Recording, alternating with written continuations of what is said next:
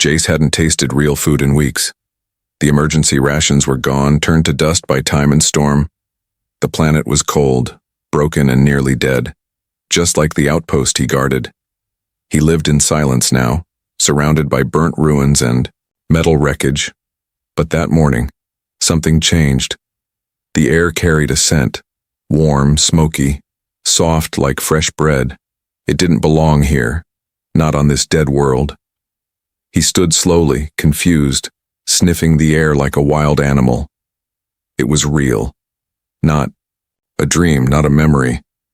He followed it through the ash and cracked walls, his boots crunching against scorched soil. Then he saw her, a girl, alien, clearly not human, stood near the half-broken supply hut. Her skin was pale blue, her hair silver and tangled like frost-covered vines.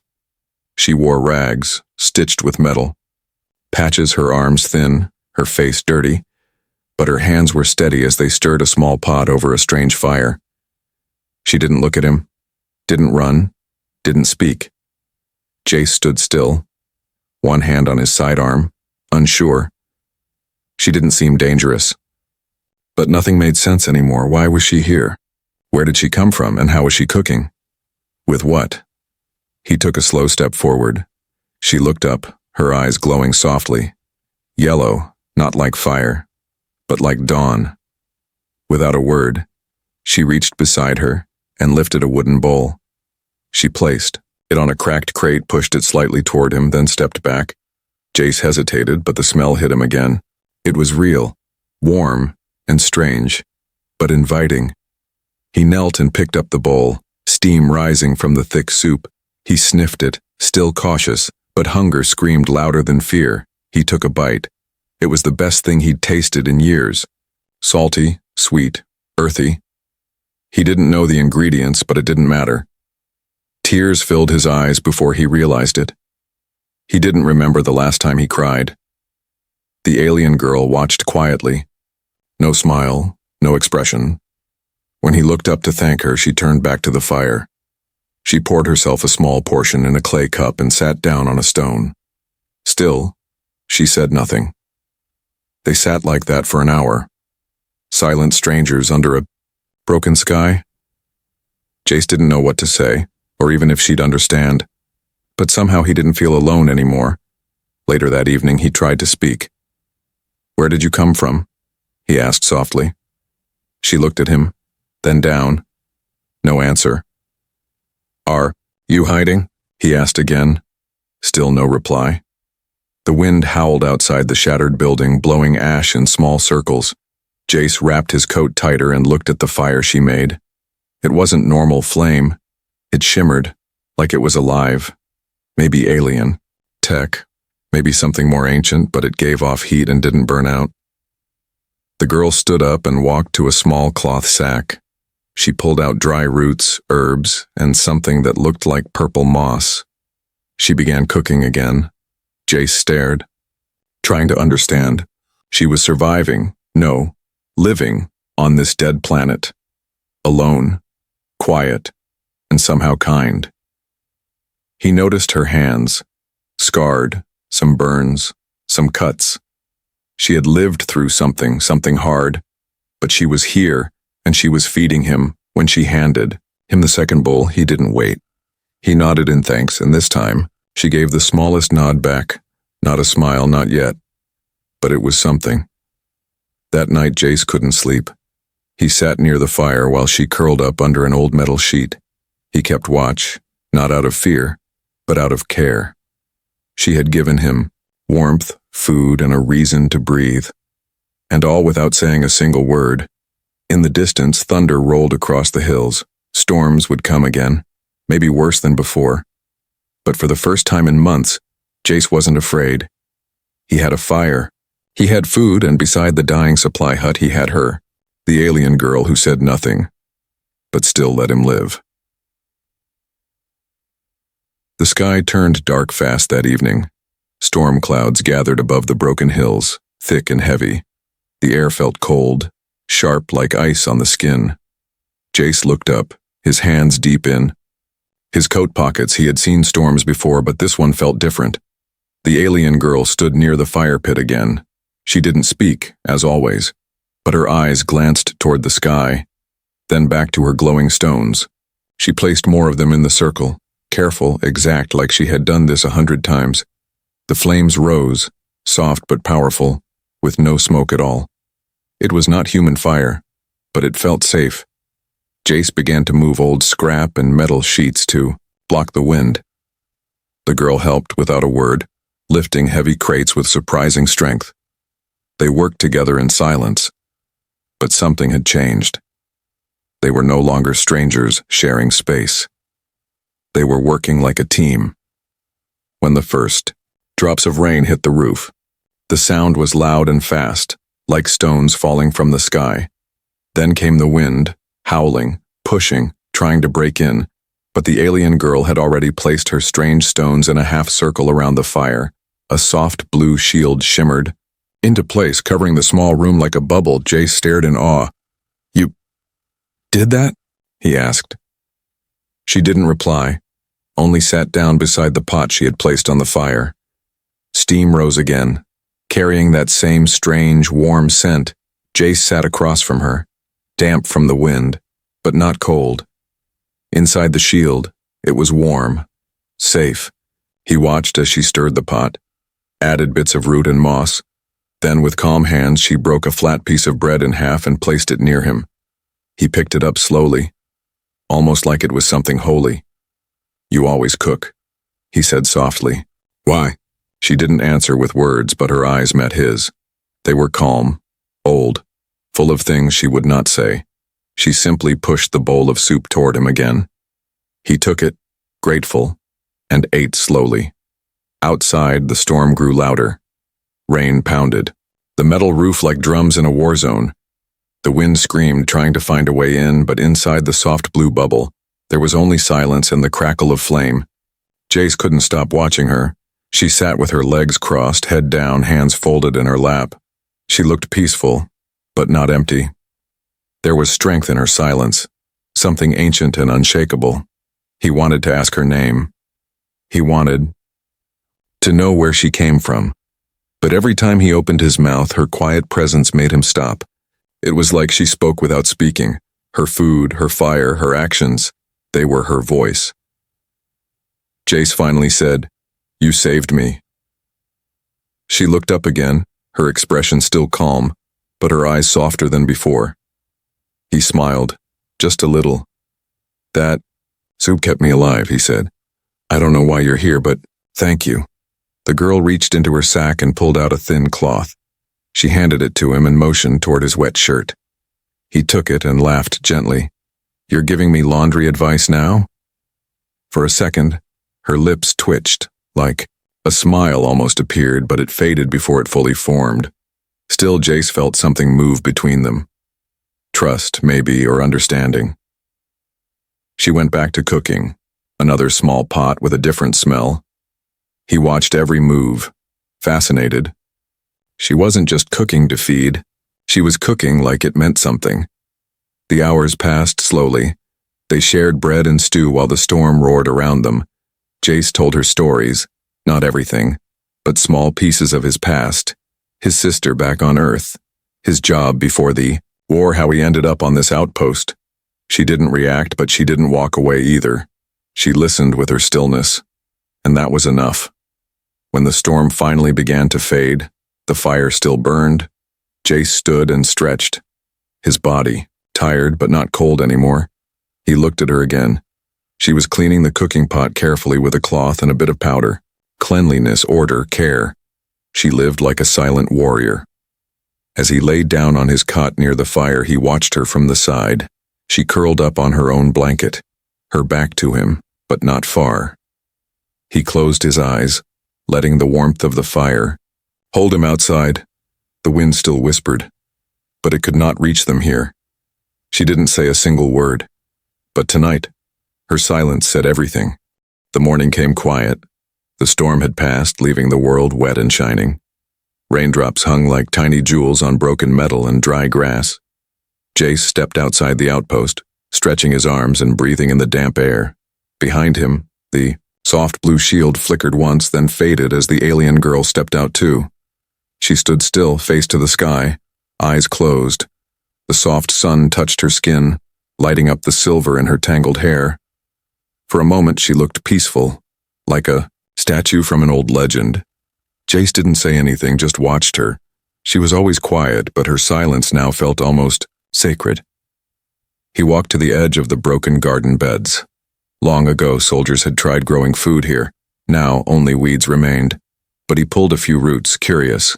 When he brought them back, the alien girl took them in her hands, examined them. Carefully she nodded once and began preparing something new. Jace noticed her sleeves shift as she worked. That's when he saw it. Deep scars along her arms, hidden under cloth and dirt. Some were old burn marks, others looked like sharp cuts. His heart tightened. He had seen those types of scars before, not from war, but from chains. She had been a captive. Someone had owned her, hurt her, and left, her to survive on a dead world. Yet here she was, cooking for him, making bread from nothing. He sat down slowly, unsure what to say. He didn't want to ask, didn't want to make her remember. But the truth was now written all over her arms. Her hands, her silence. She stirred a mixture in a broken metal bowl, then flattened small circles of dough. She placed them on a flat stone heated by her glowing firestones. The smell was new, different, earthy, rich, comforting. He watched, still thinking about those scars. "I'm sorry," he said quietly. She didn't look up, but her hands paused for a second. Then she flipped one of the bread pieces and continued. No anger, no fear, just silence again. Jace spoke softly, not even sure why. "My mom used to bake bread," he said, "only on Sundays. She had this little recipe, simple, just flour and honey. She'd say, if you feed someone bread, you feed their soul." The girl blinked, her hands slowing. Maybe she didn't understand the words, or maybe she understood too well. When the bread was done, she placed 3 pieces on a cloth and offered them to him. Jace took one, tore off a bit, and tasted. His eyes widened. It was soft on the inside, crisp outside, with a light sweetness he couldn't explain. Not like earth bread. But still, it reminded him of home. She had never seen his world, but somehow this bread brought it back. He looked up at her, and this time he smiled fully. "Thank you," he said. "This is amazing." The girl sat down across from him, tearing off a piece for herself. She still didn't speak, but she watched him closely now. Not afraid, not guarded, Jace thought of asking again, her name, her story, but held back instead. He reached into his jacket and pulled out a small pouch. Inside was a folded picture, old and faded. It showed him, his sister, and their parents, standing outside a bakery. He placed the photo gently on the table between them. The girl leaned forward, looking at it, her eyes wide and curious. She touched the edge of the photo gently, like it might break. Then she pointed to the bread in the picture. Jace chuckled. "Yeah, that's bread too." She tilted her head, then pointed at her own loaf. He nodded. "Yours is better." She looked up quickly, and this time, something changed in her eyes, a flicker of light, the ghost of a smile, just at the corner of her lips. Then, without warning, she stood up, walked to her sack, and pulled out something small. It was a smooth black stone, carved with careful lines. She handed it to him without a word. Jace turned it over in his hand. It was warm, and the symbol on it looked like a spiral sun. He looked at her, confused. "What is this?"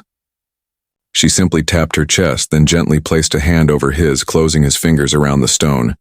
She said nothing, but in that moment, Jace felt the meaning. It was a gift, a mark of trust, maybe even a thank you. He didn't need words, not anymore. They sat together for the rest of the morning, eating bread and listening to the wind. No noise, no lies, no pain, just food, fire, and peace. The scars on her arms were still there, but they were no longer the only marks she carried. Now there was bread in her hands and quiet in her heart. and slowly, without a word, she was letting Jace in. Days passed quietly. The air grew warmer, the skies clearer, but the silence between Jace and the alien girl stayed the same. Not cold, not distant, just peaceful. Each morning she cooked, and each night she sat near. The fire without a word, Jace grew used to it. He even started calling her Ash, not because she told him her name, but because that's how she had appeared. Out of the ashes, he still didn't know who she was, but she was no longer just a stranger. She was part of his days now, part of the rhythm. That morning, he returned from the edge of the valley carrying a small sack of supplies dropped long ago from an old cargo drone. Most of it was useless. Cracked metal, faded food packs, shattered tools, but tucked inside a sealed box, he found something that caught his eye. A packet of alien roots, twisted purple and glowing faintly. The label had writing he couldn't read. He brought it back anyway, thinking maybe Ash would know when he showed her. Her eyes widened. She took the packet with both hands, opened it, and smelled the roots carefully. Then she frowned just slightly. She set the roots aside and began boiling water. Jace leaned forward. "Are they food?" She didn't answer, but her hands moved carefully.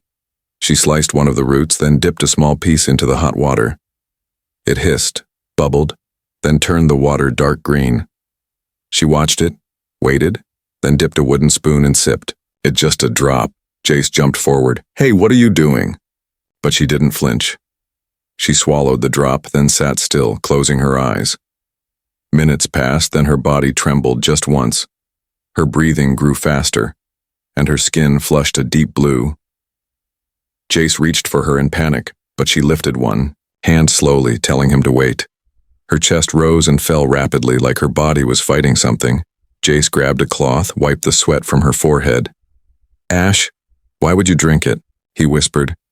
"Why would you test poison on yourself?" After almost 10 long minutes, her breathing returned to normal. Her eyes opened, tired, but steady. She pointed to the remaining roots and shook her head, then pointed to him. Her message was clear. She tested the roots so he wouldn't have to. Jace felt a lump in his throat. All this time she had cared more than he realized. She didn't speak, didn't explain, but her actions spoke louder than any voice could. "You could have died," he said softly. "You didn't have to do that for me." But Ash just turned back to her cooking pot. She poured the poison water into the dirt and started again with fresh herbs, still weak, still shaking slightly but focused. Jace didn't leave her side. He stayed close, holding her arm when she stumbled, handing her water, wiping her hands. She allowed it, not pushing him away, not pulling back. That was new. Later that evening, she made something different. It wasn't stew or bread, but a strange mix of dried berries and honey paste. She placed it in small round balls and handed him one. He took a bite, sweet, soft, and somehow familiar, comfort food from a world he'd never known. "You risked your life," he said. Still shaken, she looked at him and this time held his gaze longer. He saw something in her eyes. Regret, maybe, or pain, but also something else. Care. He pointed to the fire. "Next time, we test things together, all right?" She didn't nod, but she didn't look away either. That was enough. Later, she walked outside alone, into the open air under the stars. Jace watched her from the doorway. She stood near the edge of the outpost and looked up at the sky. Her shoulders were straight, but her hands were clenched. He wondered what she was thinking. Was she remembering the people who hurt her? Was she thinking about the chains, the pain, the scars, or maybe she was thinking about the poison she almost swallowed? For him, he walked out to stand beside her. She didn't move, but her fingers loosened. Together, they stood in silence, under a sky full of stars. "I don't know what happened to you," Jace whispered. "I don't need to, but I want you to stay." Ash looked at him this time not just with curiosity or calm, but with something deeper, a flicker of warmth, of connection. She turned back to the sky, then slowly reached down and took his hand, just for a moment. then let go. She didn't say anything. She never did. But her actions spoke again. She was choosing to stay. The quiet days didn't last. Jace should have known better. On a planet this forgotten, peace was never permanent. It came like a whisper at first. Dust clouds on the edge of the hills. Then the humming sound, low and angry, like broken engines, and old metal wheels. Ash was inside, baking something with sweet roots. Jace stepped out, narrowing his eyes. He raised his old binoculars, the lenses cracked but still usable. That's when he saw them. 3 figures riding patched together. Hoverbikes wrapped in torn armor and cloth. Scavengers, worse than thieves. They didn't come to trade. They came to take. Jace rushed back inside, grabbing the plasma cutter from under his cot. It was half dead, the charge flickering red. He didn't care. He would protect Ash. He owed her that much. She looked at him when he entered, saw the weapon, and froze. He didn't have to say a word. She walked to the fire and dropped the food, her eyes sharp, hands already reaching for her strange stones. Jace knew she had power, but she never used it to hurt, only to shield. The scavengers didn't. Knock, they burst through the outer wall, laughing, shouting, weapons raised. "Nice place you've got, old man," one of them sneered. Another pointed at Ash. "Well, look what we have here," he said. "That one's not from around here, is she?" Jace stepped in front of her, holding the plasma cutter. "She's with me," he said, voice cold. The scavengers laughed louder. "With you?" One spat. "She's marked." He pointed at the faint lines on her wrist, the slave marks burned into her skin. Ash didn't move. She stood tall behind Jace, her face calm, but her fingers curled at her sides, trembling slightly. "You can. Leave with your lives," Jace warned. "Or not at all." The leader grinned. "You? With that half-dead tool?" He lunged forward, striking Jace in the stomach with the butt of his weapon. Jace fell back, the cutter skidding across the floor. Ash screamed, not with her mouth, but with her presence. The fire surged blue, her eyes glowing like stars. The scavengers turned, startled. Then she raised her hand. One word left her lips. Not in English, not in any human language. But the air trembled. The nearest scavenger dropped his weapon, clutching his head. A wave of invisible force pulsed from Ash's body. It wasn't fire, wasn't light. It was pressure, sound, emotion, raw and wild. Jace struggled to his feet, watching as the second scavenger tried to raise a gun. Ash moved fast, faster than he'd ever seen her. She threw one of her glowing stones, and it exploded in a shock of light. The man collapsed, gasping. The leader screamed, "Witch!" He tried to drag Ash by the arm. That was a mistake. She turned to him, her face full of something Jace had never seen. Rage, not loud, not screaming, but cold, deep, pure. She placed her hand over the man's chest and whispered again. He flew, backwards, smashing into the far wall. Jace rushed to her side, touching her shoulder. She was shaking, not from fear, but from holding back. He could see it. She had more power, but she had stopped herself. She didn't want to kill. "They're leaving," Jace said, as the 2 scavengers crawled away, dragging the third with them. "They won't come back." Ash sank to the ground, breath heavy. Jace dropped beside her, holding her arms gently. "You saved me," he said.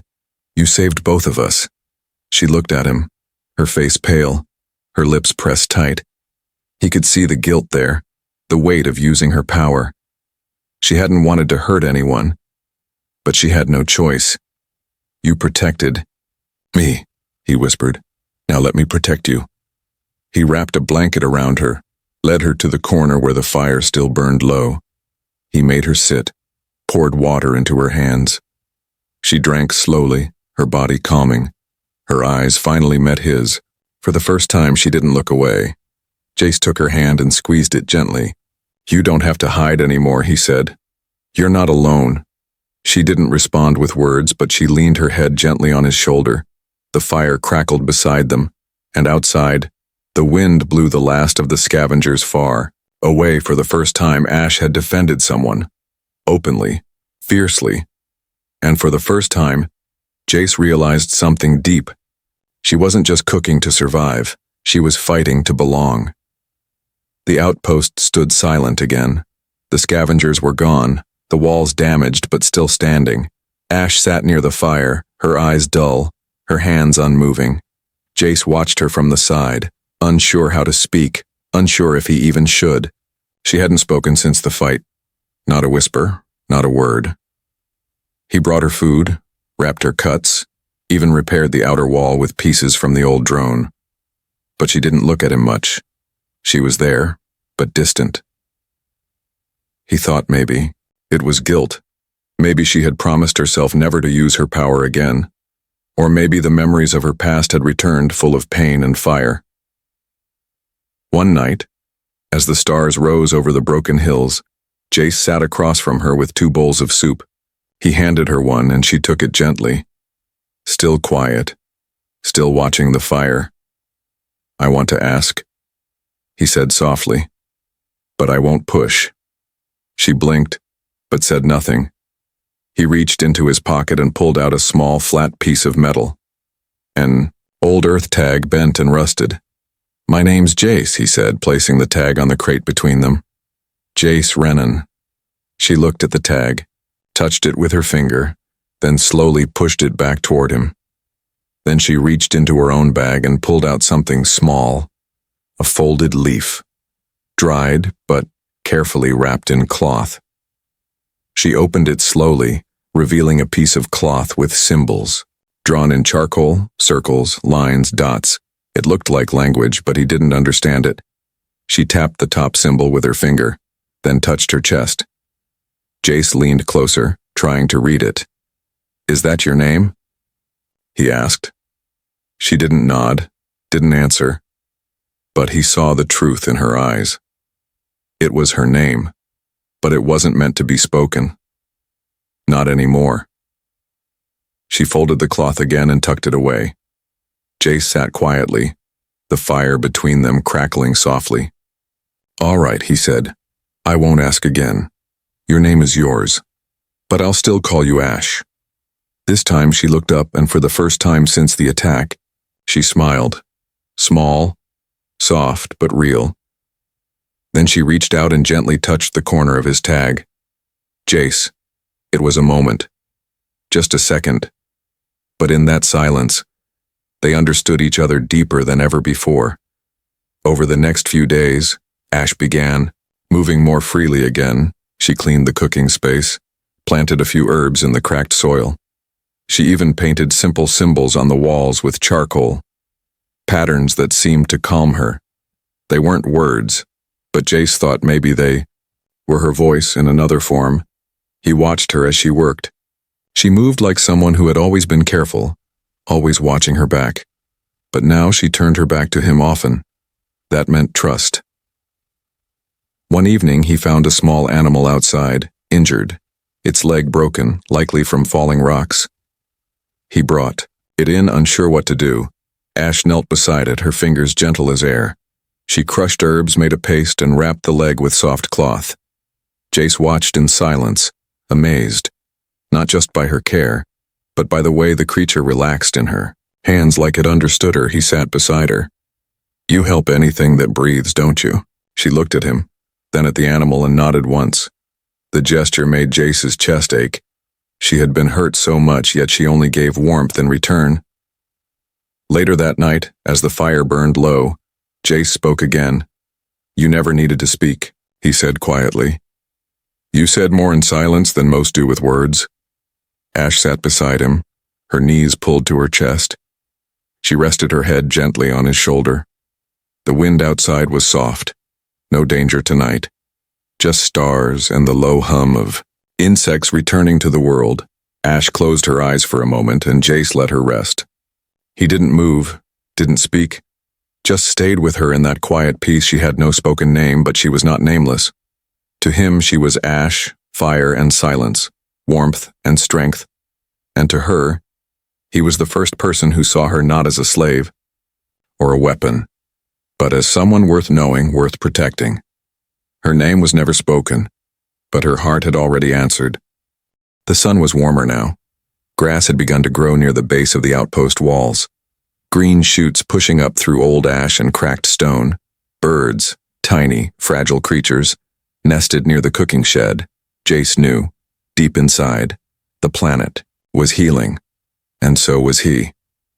Ash stood barefoot in the soft dirt, planting more herbs in the garden bed she rebuilt.